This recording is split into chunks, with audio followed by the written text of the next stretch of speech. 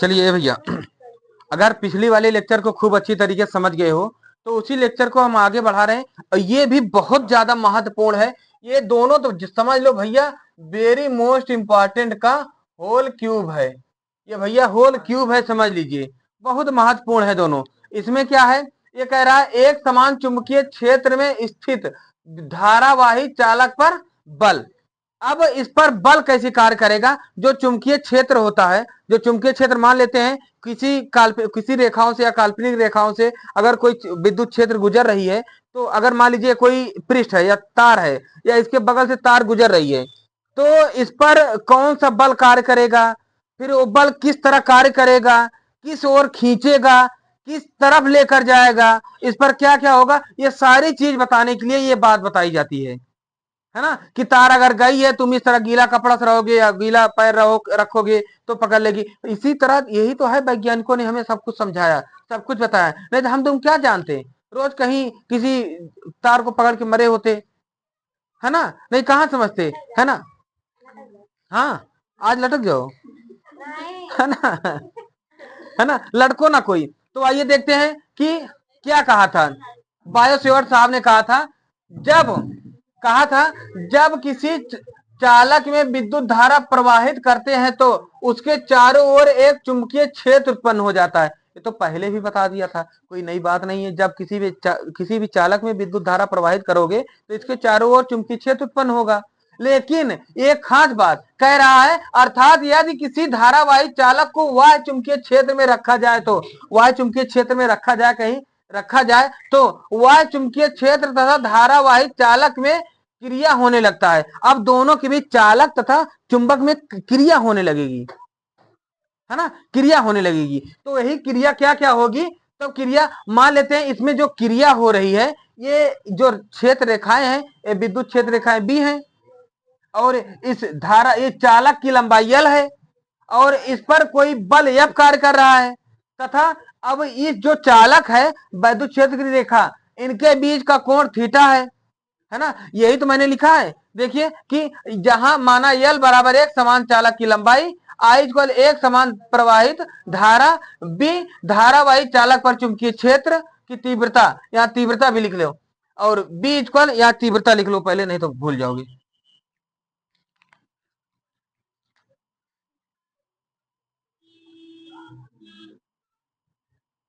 तीव्रता, और theta equal चुंबकीय क्षेत्र रेखाएं तथा चालक के बीच का कोण। देखिए, चुंबकीय क्षेत्र रेखाएं तथा चालक के बीच का कोण, है ना। अब यही कह रहा है कि अब जब इतनी बात है तो इस पे क्या कार्य करेगा, तो वाय हो तो चालक पर कार्य करने वाला बल F, कार्य करने वाला बल क्या होगा, F होगा ना। कार्य करने वाला बल F क्या होगा, ये F जो है वह चुंबकीय क्षेत्र B के अनुक्रमानुपाती होगा, यानी यह प्रोपोर्शनल B हो जाएगी। और फिर कह रहा है कि चालक में प्रवाहित धारा I के अनुक्रमानुपाती, यानी यह प्रोपोर्शनल क्या हो जाएगा, यह प्रोपोर्शनल I, है ना। तथा चालक के लंबाई के अनुक्रमानुपाती होता है, चालक की लंबाई, यानी यह प्रोपोर्शनल L हो जाएगी। ये हो जाएगी ना,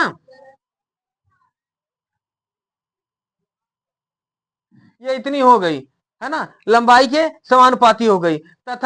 तथा इनके बीच जो कोण, ये जो कोण बन रहा है ना, इनके बीच कोण के ज्या के अनुक्रमानुपाती होता है।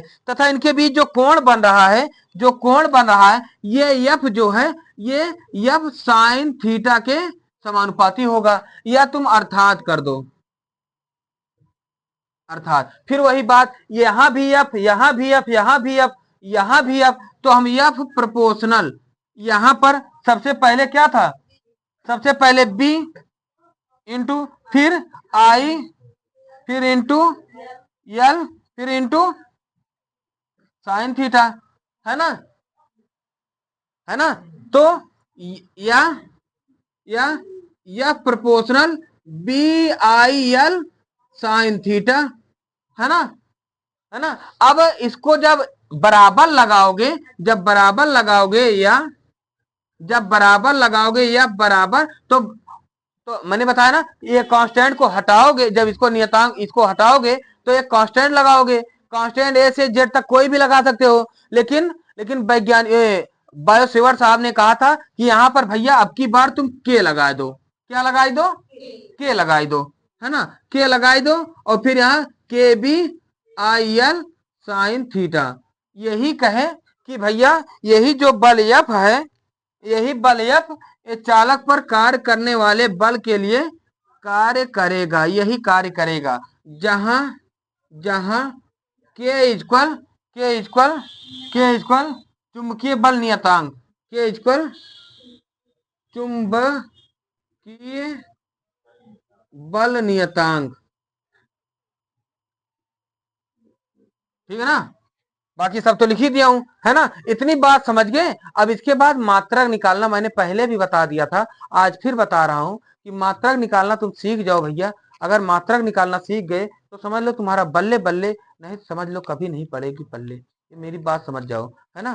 तो एक बार पहले रुक जाओ, मैं तुम्हें एक बात पहले, लिखना मत कुछ, अभी लिखने का मौका दे रहा हूं, पहले समझो पूरी तरह, है ना। ये यफ है, यफ का अगर मात्रक निकालना हो तो कैसे निकालोगे, या चुंबकीय क्षेत्र की तीव्रता का निकालना हो तो कैसे निकालोगे। मान लेते हैं बी का निकालना है, तो बी इक्वल क्या हो जाएगा, यहां से मान लो बी इक्वल क्या हो जाएगा, बी इक्वल हो जाएगी यफ अपान के आई एल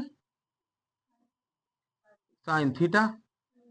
के क्या है, कांस्टेंट है, इसका कोनो बीमा नहीं होगी, तो एफ की बीमा होगी, आई की बीमा होगी, एल की बीमा होगी, साइन थीटा की बीमा नहीं होगी।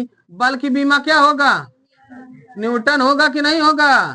और आई की बीमा, ओ सॉरी, बीमा निकाल रही है जबान से, बीमा निकाल रही है, गड़बड़ी, मात्रक मात्रक मात्रक, है ना।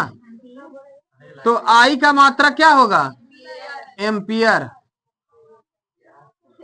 एम्पियर। और लंबाई का मात्रक मीटर, एम्पियर मीटर। यही होता है वैद्युत क्षेत्र की तीव्रता का मात्रक, है ना। यही होता है, हर जगह तुम्हें करना है वैद्युत क्षेत्र की तीव्रता का मात्रक, यही लिखना है। और सुनो सुनो, अभी सुनो सुनो सुनो, अगर तुम्हें इसका मात्रक, ये तो पहली बात बल है, पहली बात तो बल है ना। सुनो, बल का मात्रक न्यूटन होता है ना, सभी सुने हो ना। आइए देखते हैं, इस पे रखते हैं, क्या हमारा बल का मात्रक न्यूटन ही आएगा, देख लेते हैं, देखने में क्या जाता है ना। तो ये बल एफ है, तो यहाँ खींच दे लाइन, यहाँ एफ इज इक्वल, यहाँ के को कौनो बीमा नहीं होगी ना, के की कोई बीमा नहीं होगी। और बी की बीमा क्या हो, अभी निकाले, न्यूटन, न्यूटन प्रति एम्पियर, एम्पियर मीटर, है ना। और आई की बीमा एम्पियर, है ना। एम्पियर को ए लिख दूं, है ना, इसको भी ऐसे लिख दूं, एम्पियर ए एम, है ना, लिख दे रहा हूं, एम्पियर मीटर। और एल की बीमा मीटर एम लिख दूं, और इसकी साइन थीटा कुछ होगी ही नहीं, तो ये मीटर से मीटर कट गई, ऐसे ए कट गई, फिर एफ का मात्रा क्या आ गया, है ना। तो कहने का मतलब है सब वही आएगी ना, बल का मात्रक न्यूटन ही लिख दो, है ना। समझ गए इस बात को, हाँ हाँ, ठीक है ना भैया। तो ये समझ गए ना, तो एफ की बीमा हमारा न्यूटन होता है, तो यही मतलब हम सब समझते चले, है ना। समझ गए ना, इसको जल्दी से लिख लो, थोड़ा 2-3 लाइन हमारा नोट का है, हम तुम्हें नोट करा दे, बहुत मोस्ट इंपॉर्टेंट है, नोट करा दे। हाँ हाँ